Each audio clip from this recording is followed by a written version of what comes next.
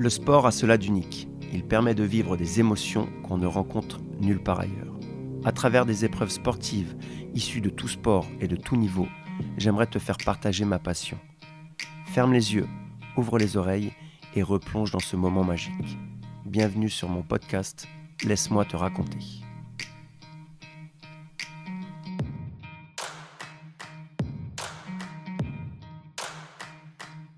Faisant fi de la douleur, il prend part aux 100 yards et égale le record du monde. 10 minutes plus tard, il s'en va disputer le saut en longueur. Mais le temps lui est compté car le 220 yards va débuter. Il n'a le temps de faire qu'un seul saut. Ça suffira pour devenir le premier homme à dépasser les 8 mètres. Laisse-moi te raconter Jessie, la perle noire.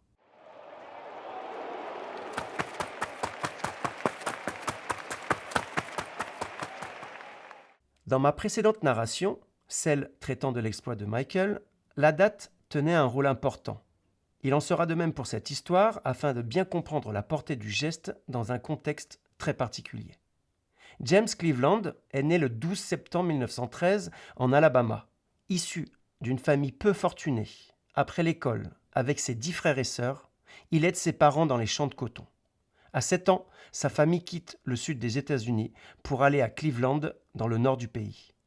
À l'école, sa maîtresse lui demande comment il s'appelle. Mais son accent du sud étant fort prononcé, elle entend Jessie quand il prononce les initiales de son prénom. C'est ainsi qu'il se fera désormais appeler. Un prénom qui restera dans l'histoire. Jessie adore le sport, tous les sports. Le souci, c'est qu'il excelle dans bon nombre d'eux. Basket, foot, saut en longueur, en hauteur. Mais c'est en course à pied qu'il se distingue. Les résultats sont très prometteurs et c'est ainsi qu'il est accepté à l'université de l'Ohio pour laquelle il reçoit une bourse. Jessie est un travailleur courageux, car en plus des cours et des entraînements, il travaille à côté. Et comme on dit, le travail finit toujours par payer. En voici la preuve. Nous sommes en mai 1935, à Ann Arbor, dans le Michigan, pour une étape importante du calendrier de la saison d'athlétisme. La compétition s'appelle le Big Ten. C'est la réunion des 10 plus grosses universités qui vont s'affronter dans de nombreux sports, dont l'athlétisme. C'est là que Jessie va montrer l'étendue de son talent. Je pourrais en faire un épisode entier, tant l'exploit est immense, mais tâchons de décrire cela succinctement. Pour commencer, il arrive à la compétition avec le dos en vrac. En effet, il est tombé dans les escaliers quelques jours avant et n'est pas sûr de disputer les épreuves auxquelles il est engagé. Faisant fi de la douleur, il prend part aux 100 yards et égale le record du monde. 10 minutes plus tard, il s'en va disputer le saut en longueur. Mais le temps lui est compté, car le 220 yards va débuter. Il n'a le temps de faire qu'un seul saut. Ça suffira pour devenir le premier homme à dépasser les 8 mètres. 8 mètres 13 exactement. Et donc, battre le record du monde. Au 220 yards, qui correspond à environ 201 mètres, il bat le record du monde du 200 mètres et du 220 yards. Il finit sa journée par le 220 yards haies, durant lequel il bat le record du monde de l'épreuve et par là même le record du monde du 200 mètres haies. Pour résumer, il n'aura fallu à Jessie que 45 minutes pour battre 5 records du monde et en égaler un 6e. Le tout avec de fortes douleurs au dos. Monstrueux. Jessie est qualifié pour les JO de 1936 qui se dérouleront à Berlin. Petit rappel, car comme je le disais, le contexte politique de cette période est très particulier, comme nous l'explique Chloé, passionnée d'histoire. Comme vous le savez, la Première Guerre mondiale a eu lieu entre 1914 et 1918, où l'Allemagne est sortie vaincue. Parmi les sanctions qu'elle a reçues, on peut citer l'interdiction de participer aux Jeux Olympiques de 1920 et de 1924. En 1931, elle obtient cependant l'attribution des Jeux de 1936. Ce qui est important de comprendre, c'est qu'en 1931, l'Allemagne est dirigée par la République de Weimar, tandis que 2 ans plus tard, en 1933, elle passe sous le Troisième Reich. 1933 voit donc l'arrivée des nazis au pouvoir. Le nazisme, c'est un nationalisme extrême et un racisme qui l'est tout autant. Ce parti politique est basé sur la croyance en une race supérieure, celle des Aryens. Le sport est un outil parfait pour propager toutes ces idées. En 1934 est créé le DRL, Deutscher Reichsbund für Leibesübungen, qui absorbe toutes les associations sportives et qui accentue l'aryanisation.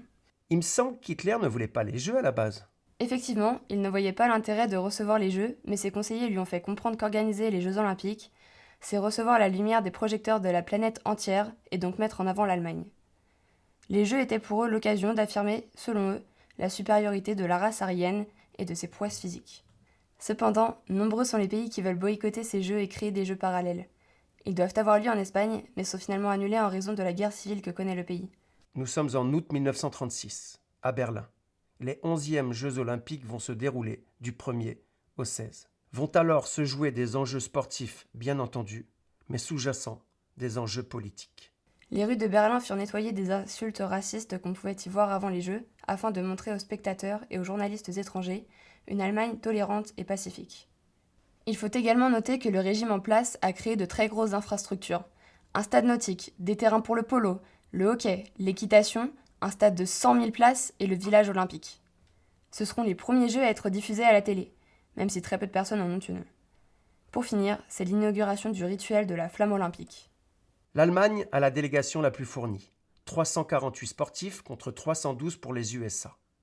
Jesse doit participer à 3 épreuves, le 100 mètres, le saut en longueur, le 200 mètres. En vérité, il participera à une 4e, mais attendez un peu que je vous explique tout cela. Le 100 mètres a lieu le 3 août. Il ne faudra que 10 secondes et 3 dixièmes à Jesse pour conquérir sa première médaille olympique. Le premier Allemand ne se place que 5e. C'est un coup dur pour Hitler. Le lendemain a lieu le concours de la longueur. Lutz, l'Allemand, est le grand favori de l'épreuve et le chouchou du public. Il est blond, grand, beau, bref, il est arien. Hitler espère ainsi effacer la bévue du 100 mètres. Lutz a battu le record olympique lors des JO d'Amsterdam en 1928. Dès son premier saut, il atterrit à 7,76 m et prend la tête du concours. Jesse, lui, rate son premier essai. Il en est de même pour son deuxième. S'il ne réussit pas son 3e et dernier saut, il finira dernier et ne sera pas qualifié pour la finale. Lutz vient l'encourager. Jesse saute à 8,06 m. La finale du soir promet d'être passionnante. Bien que concurrents et donc adversaires, Lutz et Jesse commencent à se nouer d'amitié, ce qui ne plaît pas aux dirigeants du pays.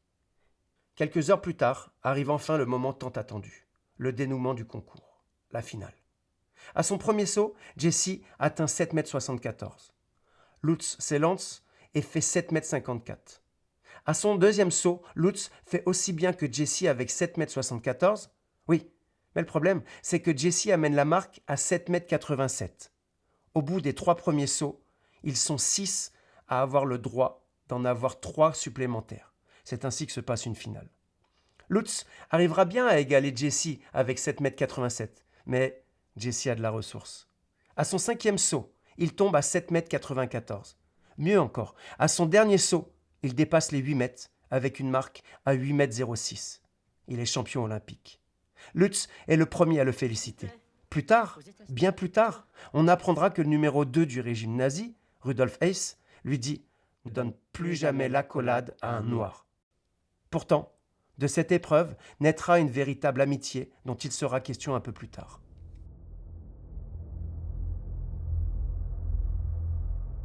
Le 5 août, Jesse se présente pour l'épreuve du 200 mètres. Épreuve qu'il gagne haut la main en 20 secondes 7, 4 dixièmes devant un autre Américain. Il en est à 3 médailles d'or et aurait pu repartir avec ce beau palmarès. Mais les choses vont prendre une toute autre tournure. Le 9 août doit se courir le relais du 4 x 100 mètres. Jesse ne devait pas participer à ce relais, mais l'équipe américaine dut retirer 2 de ses athlètes qui avaient pour seul tort d'être juifs. Jesse fut alors désigné comme premier relayeur.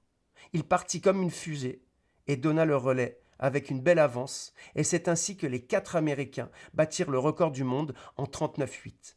Les USA finirent devant l'Italie et l'Allemagne. Tout un symbole.